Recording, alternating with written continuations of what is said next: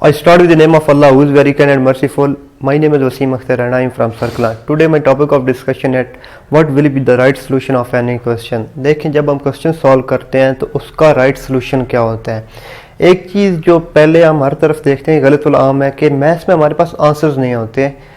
कोई भी question solve करता है स्टूडेंट्स तो वो क्या कहते हैं कि इसका आंसर ही है, उसका आंसर नहीं होता, क्वेश्चंस का सॉल्यूशन होता है. तो हमने इस पर डिस्कशन करनी थी कि जो हम क्वेश्चन सॉल्व करते हैं उसका ठीक सॉल्यूशन क्या होता है. देखिए, हम बुक चेक करते हैं तो बुक पे एंड पे भी हमें उसका सॉल्यूशन गिवन होता है.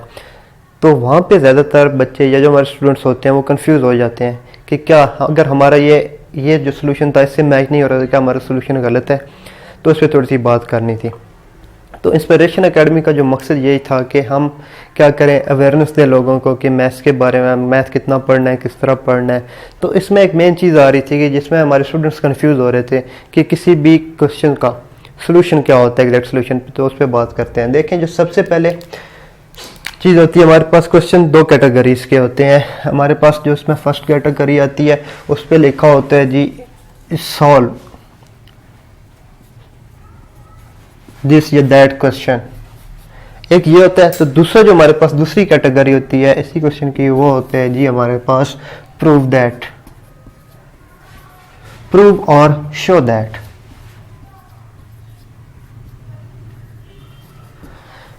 जो हमारे पास पहली कैटेगरी होती है इसमें हम बाद में बात करते हैं, इस पर हम पहले बात कर लेते हैं दूसरी कैटेगरी में.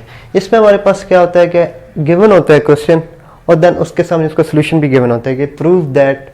फॉर एग्जाम्पल, अगर हम बात करें कि मेरे पास कोई क्वेश्चन आ जाता है कि prove that cos 2 theta equals to 1 minus 2 sine square theta. इसमें क्या हुआ, इस क्वेश्चन में उसने क्वेश्चन भी दे दिया कि cos 2 थीटा हमारे पास, और उसका सोल्यूशन भी दे दिया कि हमने सोल्यूशन क्या लेके आना है, 1 माइनस 2 साइन स्क्वायर थीटा. ये हमने बनाना होता है, ये हमारे पास प्रूव्स होते हैं. इसमें तो कोई प्रॉब्लम ही नहीं होता. इसमें क्या होता है, सिंपल हमने किसी एक साइड को लेना होता है, उसको फॉलो करते हुए हमने दूसरी साइड लेके आनी होती है. मीन्स अगर मैं लेफ्ट हैंड साइड की मदद लेता हूँ तो मैंने किसकी इक्वल प्रूव करना होता है, राइट हैंड साइड की. इसमें कोई मसला नहीं होता. फॉर एग्जाम्पल हमें ये क्वेश्चन दे देता है, इसमें थोड़ी सी बात मैं इसको एक्सप्लेन करता हूँ जिसमें आपको इस और इस फर्स्ट कैटेगरी और सेकंड कैटेगरी में डिफरेंट भी वाज़ा हो जाएगा. जैसे वो कहता है prove that cos 2 theta equals to 1 minus 2 sine square theta. तो देखें, इसका जब हम सोल्यूशन स्टार्ट करते हैं तो हम लेट कर लेते हैं लेफ्ट हैंड साइड. इसमें आप देखें हमारे पास cos 2 थीटा गिवन है. cos 2 थीटा ये किसके इक्वल होता है, cos 2 थीटा हमारे पास होता है जी cos square theta minus sine square theta. इसकी इक्वल होता है cos 2 थीटा. तो ये इसका एक राइट सोल्यूशन है. ये हमारे पास इसका प्री डिफाइंड सोल्यूशन होता है, ये भी इसका एग्जैक्ट सोल्यूशन है. लेकिन जो उसने बोला है हमने ये नहीं लेके आना, हमने ये लेके आना है. तो इसमें हम क्या करते हैं, cos की जगह इसकी आइडेंटिटी यूज करें जी, cos square theta equals to 1 minus sine square theta. क्योंकि हमारे पास इस तरह की चीज़ होती है, cos स्क्वायर थीटा को हम लिखते हैं 1 माइनस साइन स्क्वायर थीटा. तो इसकी जगह अगर मैं सब्स्टिट्यूशन करूं तो मेरे पास बन जाएगा 1 minus sine square theta minus sine square theta. तो देखें तीसरे स्टेप में हमारे पास बन गया 1 माइनस 2 साइन स्क्वायर थीटा. तो इसमें इसका सोल्यूशन मैंने ये लेकर आना था तो मैंने इसको यूज़ किया तो हमारे पास ये सोल्यूशन आ गया. तो ये तो इसका बन गया सोल्यूशन. तो हम नीचे लिख देते हैं जी right hand side equals to left hand side, या left hand side equals to right hand side, कुछ भी हम लिख देते हैं तो ये इसका सोल्यूशन हो गया. लेकिन मसला कहाँ पे बनता है, जो फर्स्ट हमारे पास कैटेगरी होती है. फॉर एग्जांपल मैं ये कहता है कि इसमें मैं अगर कोई एग्जांपल ले लेता हूँ, चलें सेकंड ईयर में से कुछ ले लेते हैं. मैं लिखता हूँ कि सॉल्व दैट, फॉर एग्जाम्पल लिखता हूँ solve x cube plus x into D x. बिल्कुल सिंपल सी एग्जांपल लिया. सिर्फ मकसद ये है कि आपको समझाया जाए कि what will be the right solution of any question, के सोल्यूशन कौन सा सोल्यूशन ठीक होता है हमारे पास. देखें, इसको भी माइंड में रखना है. ये भी सामने लिखी हुई है, इसको मैं साइड पर कोशिश करता हूँ यहाँ पे ड्रॉ करूँ, यहाँ पे इसको मैं एक्सप्लेन करता हूँ. देखें, तो इसको हम किस तरह सॉल्व करते हैं. इसके सोल्यूशन में हम लिखते हैं x cube D x plus x D x. तो हमारे पास क्या बनता है, यहाँ पे पावर रूल यूज होता है, x power 4 over 4 plus x square by 2 plus सी.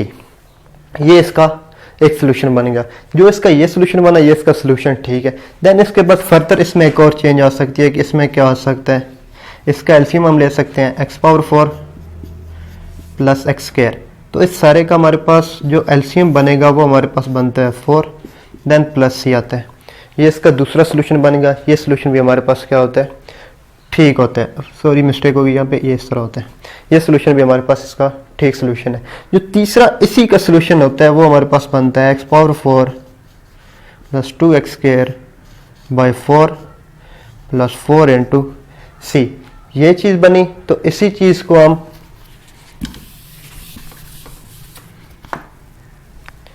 इसी चीज़ की एक ये वाली नोटेशन बन जाती है x⁴ plus 2x² over 4 plus c1, जबकि हमारे पास c1 किसकी इक्वल था, 4 इंटू c। तो देखें डिफरेंट क्या था। जब हम देखते हैं बुक में सम टाइम ये हो जाता है, जो बुक पे इसका सोल्यूशन गिवन होता है यहाँ पे वो ख़त्म कर देता है। दूसरा जिसने ये कर दिया, तीसरा ये चीज़ आ गई, और चौथी हमारे पास ये चीज़ आ गई। तो स्टूडेंट्स यहाँ पे कंफ्यूज होते हैं। अगर एक स्टूडेंट ने ये क्वेश्चन लिख दिया तो मैं भी जो हमारे पास जो बुक पे उसका सोल्यूशन है वो ये हो, तो स्टूडेंट कंफ्यूज हो जाता है कि मेरा क्वेश्चन गलत है, वो इसको क्रॉस करके देन इसको कुछ और करते रहते हैं इसमें। तो जिसने यहाँ तक किया उसका सोल्यूशन भी ठीक, जिसने यहाँ तक किया वो सोल्यूशन भी ठीक, जिसने यहाँ तक किया। तो मीन्स हमें पता कैसे चलेगा कौन सा सोल्यूशन ठीक है। तो सोल्यूशन ठीक मीन्स जो हमारे पास मेन ऑपरेटर उसमें आ रहा होता है। हमारे पास यहाँ पे मेन ऑपरेटर आ रहा है इंटीग्रल का ऑपरेटर। तो हमने जहाँ पे इंटीग्रल को खत्म हो गया, हमारे पास इंटीग्रल को खत्म करना होता है, एलिमिनेट करना होता है। इस इंटीग्रल को सॉल्व करने के बाद हमारे पास एक फार्मूला बन जाता है, जैसे ये बन गया, ये बने, ये बने। तो इसमें से जब ये इंटीग्रल खत्म होगा और उसकी सिंप्लीफिकेशन की, उसकी जो सिंपल फॉर्म बनी वो उसका राइट सोल्यूशन होता है। मीन्स किसी एक स्टूडेंट ने यहाँ तक की, उसका ध्यान कह रहा है कि इसकी सिंप्लीफिकेशन ये ठीक है, तो उसका आंसर ठीक है, यहाँ से उसके मार्क्स नहीं कटेंगे। तो दूसरा स्टूडेंट वो ही करता है कि उसने इसको थोड़ा सा ज़्यादा कर दिया, इसका एलसीएम ले लिया, तो अगेन ये भी ठीक है। मेन चीज़ कि आपने इसके रूल को फॉलो किया। रूल को फॉलो करने के बाद ये साइन ऑफ इंटीग्रल इसमें से खत्म हुआ। मेन ऑपरेटर जो था जिसका हमने सोल्यूशन फाइंड करना था, यहाँ पे इंटीग्रल की मैंने एग्जांपल ली। डेरिवेटिव आ सकता है, क्वाड्रेटिक इक्वेशन आ सकती है, कुछ भी आ सकता है, किसी का सोल्यूशन।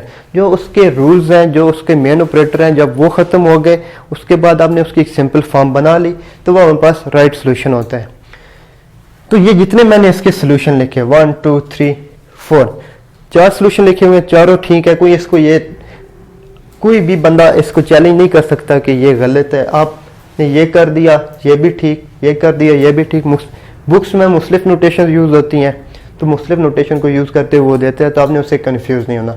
जो मैंने यहाँ पे एग्जांपल की थी, देखें इसकी हमारे पास 3 आइडेंटिटीज होती हैं। cos 2 theta equals to cos square theta minus sin square theta एक बनती है। दूसरी जो मैंने प्रूव की 1 - 2 sin स्क्वायर थीटा बनी। तीसरी हमारे पास होती है 2 cos square theta minus 1। Mean इसके भी 3 सोल्यूशन आ रहे थे, लेकिन हमने जो प्रूव करनी थी उसने बता दिया कि आपने ये सॉल्व करना है। तो आई होप कि आप लोग समझ गए होंगे कितना सोल्यूशन करना होता है। मीन उसमें से मेन ऑपरेटर को ख़त्म करना होता है, देन उसकी जो सिंपल फॉर्म आपके पास बनती है वो उसका राइट सोल्यूशन होता है। तो दैट्स ऑल फॉर टुडे। अल्लाह हाफ़िज़।